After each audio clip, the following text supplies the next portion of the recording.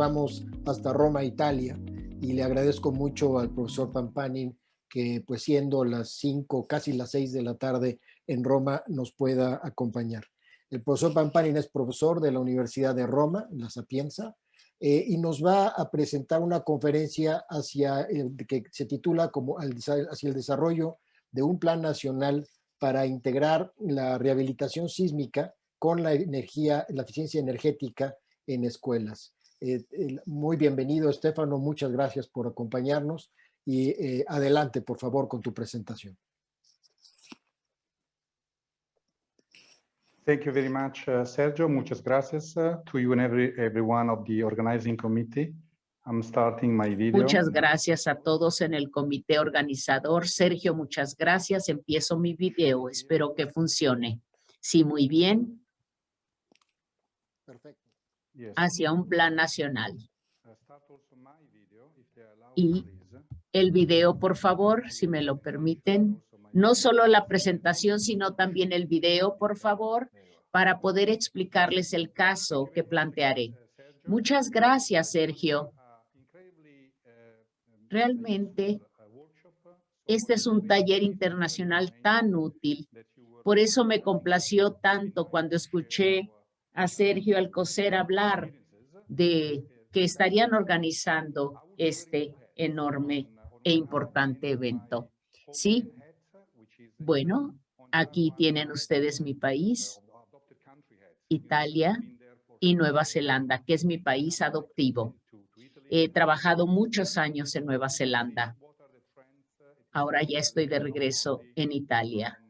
Es importante que veamos la cuestión sísmica, pero no solo eso, sino qué pasa en países como Nueva Zelanda e Italia y qué está sucediendo en relación con la rehabilitación y una comparación de un país a otro. Aquí, pues, hemos estado escuchando cuestiones relacionadas con programas basados en desempeño y también enfoques ingenieriles basados en desempeño. ¿Qué sucede en términos de evaluación de programas de rehabilitación? Su resiliencia, eficiencia energética y también la cuestión sísmica desde el punto de vista de energía, la sustentabilidad energética y también el uso de recursos y de recursos energéticos. Un momentito, déjenme ver si esto funciona bien. Aquí tenemos un problema mundial que es común para todo el mundo. Aquí tenemos las regiones sísmicas y hace 20 años no era tan fácil compartir información. Ahora lo es. Es nuestro deber estar siempre encima de la base de conocimiento a nivel mundial para poder compartir información y también información técnica y tecnológica. Tuve un curso con mis estudiantes, los invité a conectarse a este taller internacional, porque esa es una manera de poder estar en la esfera pública y poder elevar la barra para poder mejorar nuestros proyectos y trabajos. Aquí tenemos el riesgo sísmico. Sabemos que es una combinación de peligro y vulnerabilidad y de exposición también. Bueno, el peligro no lo podemos cambiar, pero la vulnerabilidad es algo que tiene que ver con la ingeniería. Podemos modificar esto. Hay que entender lo más posible cuál es esta vulnerabilidad y cuán fácil a veces pueden ser las cosas si entendemos la cooperación. Muchas veces pensamos el terremoto es el problema, no el edificio. Siempre se menciona que los asesinos son los edificios. Ahora bien, veamos la capacidad contra la demanda. El mismo riesgo sísmico, si lo vemos de abajo hacia arriba, podemos ver entonces cuál es el empuje, es decir, la capacidad del edificio dependiendo del mecanismo de más bajo hacia más alto. Y no podemos controlar muchas cosas, obviamente. Ahí tenemos el peligro, el riesgo. Pero cuando hacemos rehabilitación, tenemos que ver entonces que para la rehabilitación estos factores se tienen que tomar en cuenta, pero no solamente para un nivel específico sísmico, sino también la redundancia, que es un concepto que tiene que ver con el nuevos diseños, pero en los 50s y 60s estamos hablando de edificios construidos después de la Segunda Guerra Mundial. Estos conceptos no eran familiares, entonces ahora estamos tomando en cuenta cosas que antes no se tomaban en cuenta. Aquí tenemos entonces el nivel del desempeño, la ingeniería basada en el desempeño. Aquí seguimos teniendo estos niveles, 4 niveles de intensidad en terremotos. Aquí lo tenemos. Las personas no saben que esto es solamente una referencia. No es un objetivo, no es una meta, sino que tiene que ver con desempeño mínimo bajo o también expectativa mínima baja. Aquí tenemos entonces el trato que se les da a los edificios. Aquí tenemos el desempeño o daño extremo no reparable. Aquí tenemos entonces lo que está sucediendo. Pero si vemos qué sucede en una escuela, la pregunta es, ¿cuál es el nivel de seguridad adecuado? ¿Una escuela es tan importante como un hospital? Claro que sí. Pero no es lo que se está haciendo en todo el mundo. Las escuelas se tienen que considerar obligatoriamente, pero no se hace así en todo el mundo. Algo más importante, cuando hacemos la rehabilitación, tenemos que hablar del nivel de desempeño. Entonces, ¿qué es reparable o qué es irreparable? Si tenemos un edificio dañado a ese nivel, quizá no sea reparable cuando el daño es tan grande. Tenemos que discutir sobre un 50% del nivel del daño. En Taiwán, por ejemplo, ya escuchamos cómo es que discuten esto cuando hablan especialmente del costo y del nivel del daño del edificio. Estamos hablando de 30, 40, 50% del costo de reparación en un edificio después del daño. Y también la rehabilitación, dependiendo del nivel de la meta que queramos lograr, para poder nosotros tener entonces este desempeño unificado basado en la ingeniería, por supuesto, o la ingeniería basada en el desempeño. Aquí tenemos entonces el punto de vista de un ingeniero estructural. Aquí tenemos entonces el corte base, el inicio del daño, la cuestión operativa, y le decimos a las personas el costo que tiene que tener esta rehabilitación. Cuando elevamos la barra, entonces, ¿cómo podemos conservar estos edificios en sistema o nivel operativo? Esto es lo que tenemos que ver. Esto es fundamental para preservar la oportunidad de la comunidad para continuar trabajando o continuar viviendo en estas estructuras, en estas casas. Tenemos que ver entonces cómo hemos estado mejorando la comunicación remota o a distancia debido a la pandemia del COVID, pero tenemos aquí que es algo que podemos hacer obviamente algunos meses. No se puede tener escuela por internet todo el tiempo. Entonces, estos son factores que tenemos que tomar en cuenta. Aquí tenemos entonces el concreto prevaciado, prefabricado. Aquí lo tenemos. En Italia tenemos el diseño de la capacidad. Aquí tenemos entonces las vigas. Aquí tenemos entonces uno de los ejemplos más singulares de este tipo de edificios sujetos a un terremoto muy fuerte, con estas bisagras de plástico que son típicas en las vigas. Básicamente, lo que pensamos que es un buen objetivo, aquí tenemos un modelado computacional de bisagras de plástico. Esto es lo que podemos hacer ahora con estos modelos. Hace 10 años no lo podíamos hacer, no podíamos reproducir el nivel del daño. Pero aquí tenemos el nivel del daño. ¿Cómo le explicamos al director de la escuela y a las familias, a los padres de estos niños, que esta será exactamente la condición de su escuela en el momento que logremos rehabilitar el plantel escolar? Esto es lo que les podemos decir, la seguridad, el nivel de seguridad que tendrán después de esta reparación. Hablamos de los costos también. Este es un objetivo común, que es muy común. Si no, pues tenemos que hablar de la demolición. Esto estamos hablando 2010, 2011, el 12 de junio, y aquí tenemos casos en que no pudimos reparar. Entonces tuvimos que demoler. Tenemos aquí al equipo, también la cuestión del seguro, los costos de la demolición, las pérdidas de la demolición. En Nueva Zelanda se hizo esto, podría haber sido peor el caso. Unas 50,000 personas aquí en esta zona, entonces el temblor de 2011, acabamos de tener el aniversario de unos de estos terremotos. Aquí podemos ver el distrito en esta segunda ciudad del país.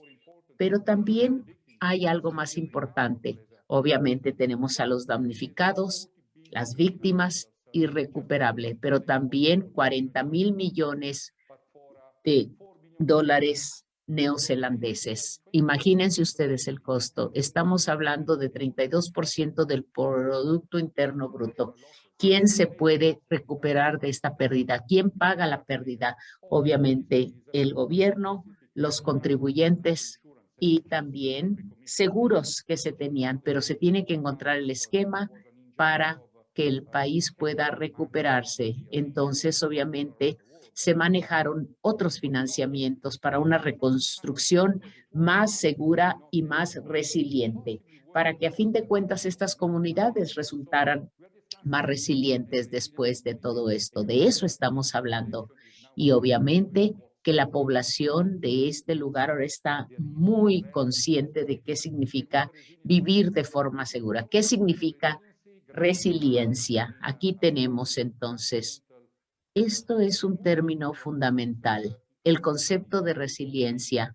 Tenemos la primera respuesta, todo lo tenemos en relación con el desempeño. Aquí tenemos a la comunidad de ingenieros estructurales y aquí tenemos la necesidad de tener un nivel más bajo de impacto, sino también poder recuperarse del impacto inicial. Aquí tenemos entonces este impacto inicial, el área del movimiento de la infraestructura y tenemos el impacto a largo plazo también. Entonces, estas métricas se tienen que seguir aplicando a nivel gubernamental e internacional. Todavía hay mucho que hacer en este rubro. Aquí tenemos un edificio con resistencia sísmica. Esto es, ustedes pueden ver, daño en los pisos, en las losas y elementos estructurales que son muy importantes, las divisiones. Aquí tenemos muros de concreto, muros también dañados. En otros países tenemos sustitución a través de nuevos tableros, pero depende también del nivel del terremoto y también tiene que ver con el daño extenso.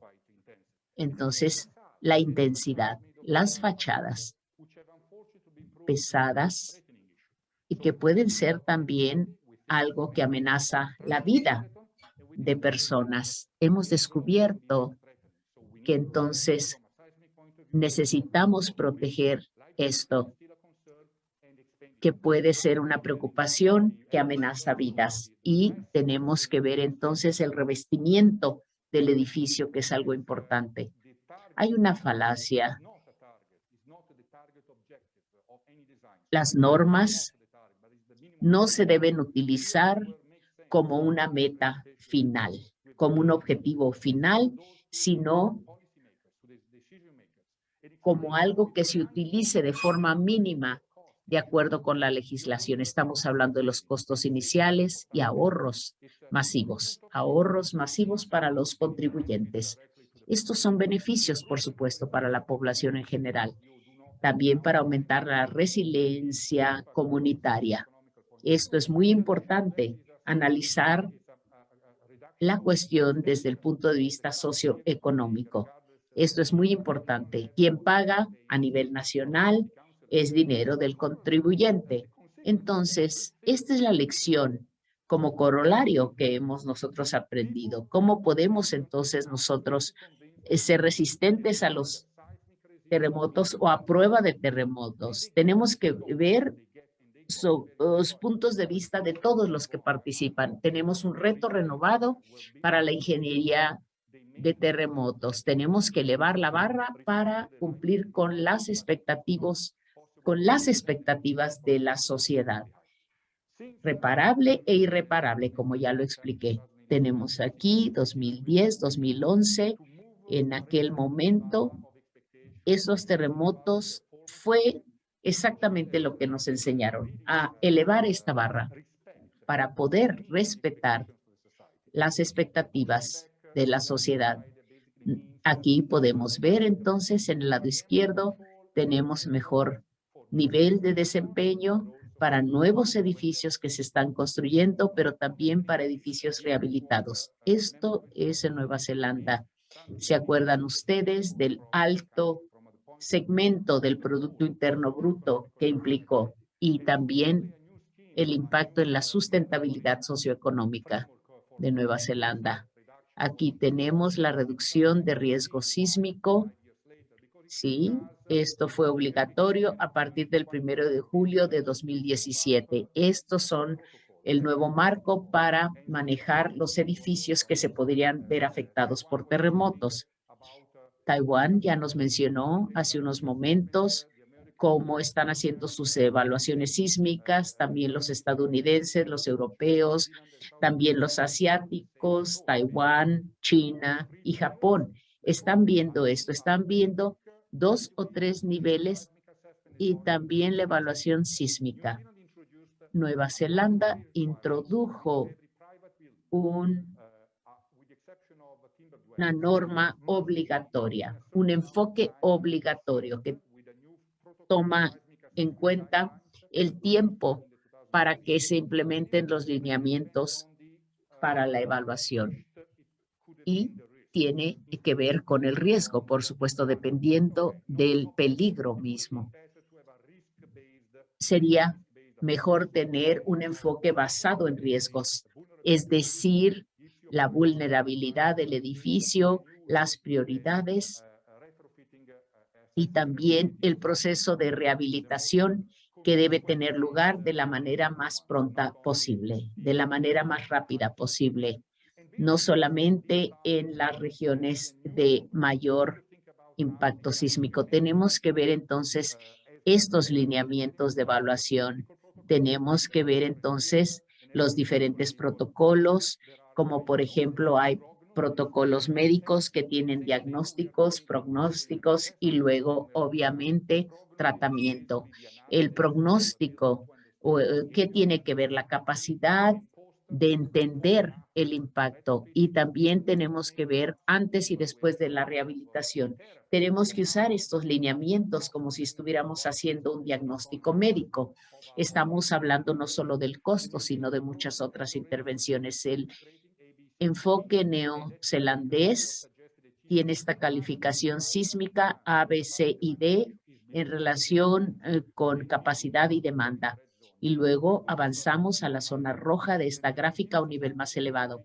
Aquí podemos ver cómo el sistema ingenieril neozelandés dijo que 34% no era suficiente, sino que deberíamos elevarnos hasta 67, es decir, 2/3 partes de la capacidad de la demanda abierta es nuestra capacidad. Entonces, no estamos tan lejos de este proceso rehabilitador. Aquí tenemos entonces edificios de concreto y tenemos el nivel de primer componente donde tomamos en cuenta las vigas, las columnas y las juntas.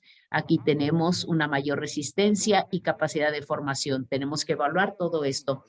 Esto nos permitirá, entonces, nosotros hacer análisis, incluso análisis manuales, con el factor de empuje para ver exactamente qué sucederá en el diagnóstico, qué es el pronóstico, y de ahí en adelante, si deseamos, podemos trabajar con modelos computacionales, pero tenemos que ver el uso también de hacer esto manual, es decir, es el análisis de empuje, el análisis pushover, y antes de empezar a trabajar con cualquier programa computacional, tenemos que hacer el trabajo manual. Aquí tenemos la evaluación del índice de riesgo o de seguridad. Aquí tienen ustedes el factor pushover, el factor de empuje. Y aquí tenemos la calificación sísmica. Esta calificación sísmica nos permite entender, digamos, el tipo de calificación que se le puede dar a un estudiante y también tomando en cuenta la deficiencia. Pero en 2015 tuvimos un proyecto en Nueva Zelanda y también en Italia. Y estábamos nosotros en aquel tiempo tratando de explicar a colegas, a políticos, qué estaba sucediendo en Nueva Zelanda en términos de requerimientos obligatorios. Tenemos entonces un inicio de este discurso, un análisis sobre las vulnerabilidades.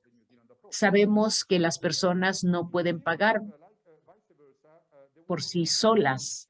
Esto había sido el enfoque neozelandés un tiempo, pero nosotros hablamos de un país donde no era posible tener requerimientos obligatorios, pero sí podríamos empezar a negociar para convencer a la gente. Y se ha usado esto mucho, por ejemplo, no solo para cambiar un auto, sino también para cambios de bombas en las calderas, por ejemplo. ¿Cómo se da esta participación? Se sugirió introducir incentivos financieros y esto es lo que se hizo. Por lo tanto, estamos aquí viendo estos datos. Tenemos entonces niveles sísmicos bajos, pero niveles de vulnerabilidad muy altos. Ustedes pueden ver esta gráfica. Entonces, ese es el costo de terremotos en Italia. A nivel de los edificios, los años que llevan de construcción, hace cuánto que se construyeron. Estamos hablando de incertidumbre también en la conducta de los edificios.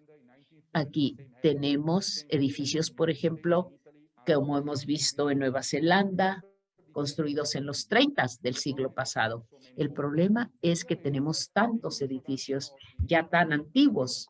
Aquí tenemos la clasificación de riesgo sísmica de Italia, el índice de seguridad, para decidir el nivel de la calificación y las pérdidas económicas. Y podemos entonces ver cómo tenemos este ambiente y cómo se ha estado haciendo ya obligatorio utilizar estos lineamientos para ver entonces el nivel económico y también decidir si la reparación será demasiado costosa como para ser justificada. Aquí tenemos entonces qué pasaba en los 50, 60 y 70 del siglo pasado. Los edificios de bloques, de ladrillos, de concreto. ¿Cuál es el costo? Entonces nosotros necesitamos analizar todo esto, tal como se ha demostrado en el programa de rehabilitación taiwanés. Nosotros tenemos que tomar estas decisiones tal como lo hicieron en Taiwán. Esto es muy importante. Si tenemos la tecnología disponible, obviamente hay que usarla. ¿Por qué no? Pero hay que tomar en cuenta estos factores. Algo muy importante que vemos aquí es la clasificación de verde a rojo. Ustedes lo pueden ver de la A a la G. Aquí tenemos entonces A, B, C, D, E, F, G, y también la cuestión de la energía. El plan era primero establecer incentivos financieros. Se hizo en Italia y aquí tenemos este tipo de incentivos y financiamientos que se dieron para estos programas de rehabilitación, con cierta recuperación también, obviamente, 50%, 70, 75%, y dependiendo si avanzamos una clase o si avanzamos 2 niveles, no solamente un nivel. Esto es importante cuando empezamos a hablar de todo esto y de analizarlo. También quiero mostrarles aquí la investigación que sugiere algo que hemos estado estudiando y que hemos estado discutiendo. La rehabilitación para pasar de A a B, de un nivel de clase a otro nivel de clase, no es lo mismo. Se puede llegar a un nivel igual de calificación con el mismo nivel de riesgo sísmico, pero no se llega al mismo nivel o se pasa de un nivel a otro con el costo económico que sea igual. En Italia estamos tratando nosotros de hacer esto con un sistema comparativo con los proyectos en Nueva Zelanda. Aquí tenemos un plan nacional para la rehabilitación integral de todo el inventario de edificios. Tenemos entonces la cuestión sísmica, energética y arquitectónica. Ustedes pueden ver aquí las metas que son importantes, pero en la parte norte de Europa o central no es tan sísmica, entonces ellos no ven la importancia de hacer esto como en otras zonas donde sí, obviamente, la rehabilitación es sumamente importante a nivel regional, como en México, de hecho, con el mismo tipo de sismicidad. Vean ustedes aquí las regiones sísmicas, cambio climático, muy frío en esta región y luego muy cálido en esta otra región. Entonces tenemos que crear una completa manera de actuar como ingenieros médicos. Tenemos mucha experiencia en el tamaño, en la ingeniería y no hacemos el diseño de la eficiencia energética. Hay otros especialistas que lo hacen, ingeniería eléctrica o especializada, pero es nuestra tarea aprender y poner todo paso a paso. Si ven la parte derecha, el edificio ya no es solo un marco, es un sistema de construcción, es una combinación de esqueleto y sobre. Y el vestido, el sobre, los elementos no estructurales son los elementos más vulnerables en el diseño y esto es el objetivo de la eficiencia energética. El objetivo más principal de la energía eficiencia es tener una capa aislante más grande, más amplia y se puede perder, por supuesto, en un sismo. Hemos estado discutiendo la necesidad de integrar eficiencia energética y sísmica, lo cual requiere análisis energético, sísmico y combinarlos para proteger primero este sobre del edificio. Hemos recibido los objetivos del Green Deal europeo, esta propuesta para tener una neutralidad de carbono en 2050 en la construcción. Y por otra parte, tenemos que elevar la protección en contra del riesgo sísmico. Hemos estado discutiendo con ENEA, este Centro Nacional de Energía que hace investigación, sobre no empujar solo esta propuesta verde, el Green Deal, sino la seguridad sísmica. Crearon entonces una aplicación de información general. Aquí tenemos eficiencia energética, pero también información estructural. Si tienen un sistema que quieren rehabilitar, pero el esqueleto estructural es peligroso, no les van a permitir ponerle un vestido más bonito. Tienen que arreglar primero el esqueleto para que entonces se les permita hacer la intervención de eficiencia energética y sísmica. Por eso ya no pensamos tanto en la demolición estructural. Lo que estamos discutiendo no es un plan, es la sugerencia de un plan. Tenemos talleres de alto nivel con miembros del gobierno, tenemos un grupo grande hecho de arquitectos, ingenieros, abogados, economistas, para que todos podamos conjuntar un plan para integrar estas rehabilitaciones para edificios, no solo escuelas, no solo planteles escolares, sino edificios residenciales que tienen una prioridad importante, aunque por supuesto los planteles están bajo la autoridad de las autoridades educativas y requieren incentivos financieros. Aquí podemos ver que 0,25 a 3% del Producto Interno Bruto es lo que sugerimos como cifra inicial para empujar estos esfuerzos de rehabilitación. No puedo ver la pantalla para ver cuántos minutos me quedan. Tengo un par de minutos. Ok. En 2002 hubo un desastre importante, una escuela en San Giuliano di Puglia colapsó y toda una clase de 25 niños y el profesor murieron. Después, en 2003, se hizo el plan para hacer una escuela sísmica. El problema fue que el plan fue interesante, pero no había suficiente dinero. Y ahora la gente entiende por estos desastres. Y comenzamos un estudio, por ejemplo, en la provincia de Solce, en el sureste. No es, Dijimos básicamente, veamos cómo podemos integrar la eficiencia energética de las escuelas con la seguridad sísmica. No tiene punto hacer un esfuerzo separado. Por eso nos enfocamos en estas escuelas. Hicimos un trabajo de años con un gran equipo, una gran cantidad de trabajo para entender qué estaba pasando,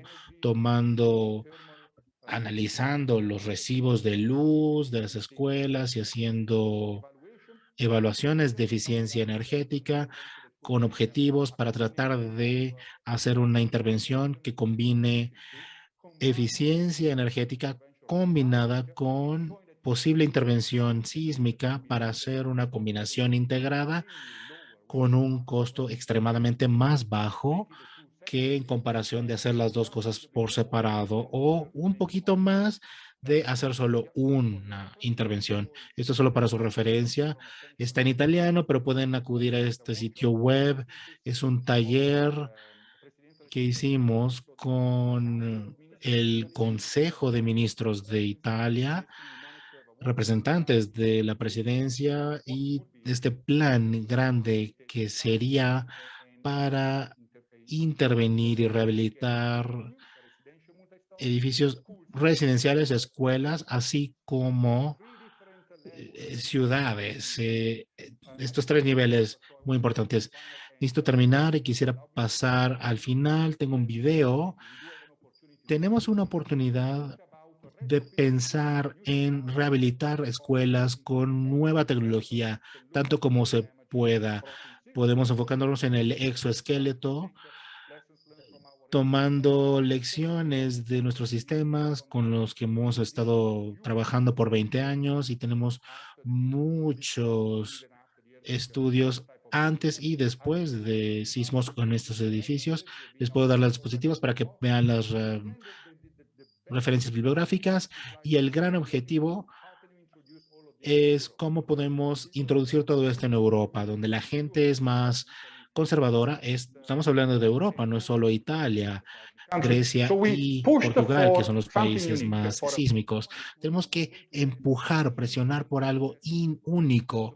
Tenemos que tener un modelo de evaluación 3D para probar y evaluar los sobres eficientes energéticamente. Y finalmente quisiera mostrarles las diapositivas sobre la prueba y después de esto ya termino. Estamos en una mesa vibradora. Espero que lo puedan ver. Si no aparece, ¿sí la pueden ver? No creo que no. Disculpas. Bueno, pueden entrar al sitio web y estos son los números que recibimos al replicar este gran terremoto y lograr un nivel no negligente de protección con estas nuevas tecnologías en Nueva Zelanda. Y si están pensando en los costos, no voy a entrar en detalles, pero podemos ver aquí la evolución de teléfonos, de computadoras y de la construcción. Tienen mejor rendimiento con un costo menor. El problema es que no sabemos cuál es la tecnología disponible en términos de construcción. Muchísimas gracias por su paciencia y Sergio, muchísimas gracias por Muchas este taller gracias, maravilloso. Estefano. Nos ha recordado la importancia de los reglamentos, que son documentos mínimos de seguridad, no son el objetivo mismo. Y así como también nos has recordado que los ingenieros tenemos que tratar y los arquitectos no con estructuras, sino con el edificio en general. Muchísimas gracias. Ojalá te puedas quedar con nosotros para el panel que será dentro de una hora a las 12:15 de México, un poco tarde en Italia, 7:15 I will de la stay noche. here. I will be here. Muchas gracias.